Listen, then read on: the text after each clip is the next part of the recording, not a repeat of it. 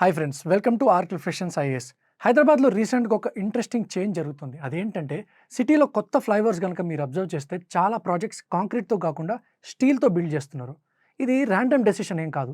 ఇది హైదరాబాద్ ట్రాఫిక్ కాంప్లెక్సిటీకి ఒక strategic engineering solution. Hyderabad biggest challenge ఏంటి అంటే సిటీ డెన్సిటీ. ఇక్కడ కొత్త రోడ్స్ కట్టడం అంత కష్టం కాదు, కానీ ఎగ్జిస్టింగ్ రోడ్స్ని వైడన్ చేయడం చాలా కష్టం. సిటీ సెంటర్లో షాప్స్, ఆఫీసెస్, జంక్షన్స్ అన్నీ చాలా దగ్గరగా ఉంటాయి. కన్స్ట్రక్షన్ స్టార్ట్ అయితే ఎంటైర్ ఏరియా ట్రాఫిక్లో స్టక్ అయిపోతుంది. కాంక్రీట్ ఫ్లైఓవర్ బిల్డ్ చేయాలి అంటే యూజువల్లీ 2 to 3 years టైం పట్టేది. రోడ్ క్లోజర్స్, డస్ట్, డైవర్షన్స్ వల్ల లోకల్ బిజినెసెస్కి హ్యూజ్ లాస్ ఉండేది. బేసిక్లీ సిటీకి చాలా కాలం కన్స్ట్రక్షన్ జోన్లో అది ఫ్రీజ్ అయిపోతుంది అనమాట. దీనికే పర్ఫెక్ట్ ఎగ్జాంపుల్ ఉప్పల్ ఫ్లైఓవర్. ఇక్కడ మనం ఉప్పల్ ఫ్లైఓవర్ గురించి చాలా మీమ్స్ చూసుంటాం. ఏళ్ళు గడిచిపోతున్నా సరే ఇంకా ఆ ప్రాజెక్ట్ అనేది కంప్లీట్ అవ్వలేదు. ఇదే ఇక్కడ మెయిన్ ఇష్యూ. కాంక్రీట్ అప్రోచ్లో సైట్లోనే పిల్లర్స్ని కాస్టింగ్ చేస్తారు అండ్ క్యూరింగ్ చేయాల్సి వస్తుంది. ఎన్వైర్మెంటల్ ఫ్యాక్టర్స్ వల్ల ఈ ప్రాజెక్ట్స్ చాలా ఏళ్ళు స్ట్రెచ్ అవుతాయి. దీన్నే మనం ఇన్ఫ్రాస్ట్రక్చర్ ట్రాప్ అని అంటాము. అందుకే గవర్నమెంట్ ఒక క్రిటికల్ డెసిషన్ తీసుకోవాల్సి వచ్చింది. అదేంటి అంటే చీప్ ఫ్లైఓవర్ బిల్డ్ చేయాలా లేదా ఫాస్ట్ ఫ్లైఓవర్ బిల్డ్ చేయాలా. సరిగ్గా అక్కడే మనకి ఈ స్టీల్ బ్రిడ్జెస్ అనే కాన్సెప్ట్ వస్తుంది. ఈ స్టీల్ బ్రిడ్జెస్ బిగ్గెస్ట్ అడ్వాంటేజ్ ఏంటి అంటే కన్స్ట్రక్షన్ స్పీడ్.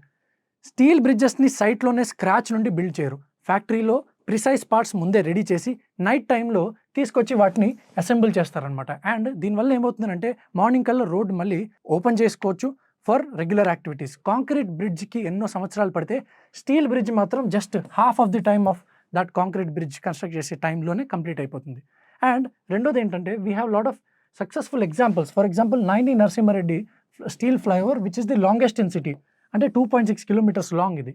దాంతోపాటు we have Rasoolpura, Chaderghat and Amberpet at the same time Nagole bridges as an example also. Basically dense junctions ఉన్న ప్లేసెస్లో ఏళ్లకేళ్ళు కన్స్ట్రక్షన్ జరపడం అఫోర్డబుల్ కాదు, కాబట్టి ఈ మాడ్యులర్ అప్రోచ్ని యూస్ చేస్తున్నారు.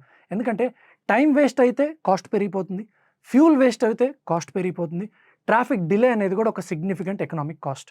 మరి కాంక్రీట్ ఫ్లైఓవర్స్ ఎందుకు ఇంకా బిల్డ్ చేస్తున్నారు అని అంటే concrete is ultimately still a cheaper option. కాబట్టి స్పేస్ ఉన్న కారిడార్స్లో మాత్రం ఈ టెక్నాలజీని యూస్ చేస్తారు. For example biodiversity, LB Nagar and Shaikpet flyovers చూస్తే they are concrete in nature.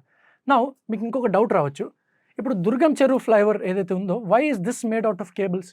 ఎందుకనంటే లేక్లో పిల్లర్స్ ఎక్కువ పెట్టడం అనేది ఎన్వైర్న్మెంట్కి అంత మంచిది కాదు అండ్ ఆల్సో స్ట్రక్చరల్లీ ఇది కొంచెం డిఫికల్ట్. కాబట్టి కేబుల్ స్టైల్ బ్రిడ్జ్లో ఈ డిజైన్ని యూస్ చేస్తారనమాట. లాజిక్ ఏంటి అని అంటే లొకేషన్ని బట్టి బ్రిడ్జ్ టైప్ అనేది డిసైడ్ చేస్తారు. స్టీల్ బ్రిడ్జెస్ మనకి కాస్ట్లీ అనిపించవచ్చు, కానీ what is the real cost? The real cost is the time. So materials ఒక్కటే కాదు ఇక్కడ, రియల్ కాస్ట్ అనేది ట్రాఫిక్లో వేస్ట్ అయ్యే టైం అండ్ ఫ్యూల్, సిటిజన్స్ పడే ఇబ్బంది అండ్ స్మాల్ బిజినెస్ ఏవైతే ఎఫెక్ట్ అవుతాయో that is also a cost. Hyderabad ఇప్పుడు it's growing at a very fast pace. ఈ టైంలో speed is very important for our city. అందుకనే ఇప్పుడు మనం బ్రిడ్జెస్ డిజైన్స్ కనుక చూస్తే steel kind of bridges are being adapted much more faster in comparison with concrete, because ultimately development is all about changing our approach with time. Like and subscribe if you found this informative. Thank you.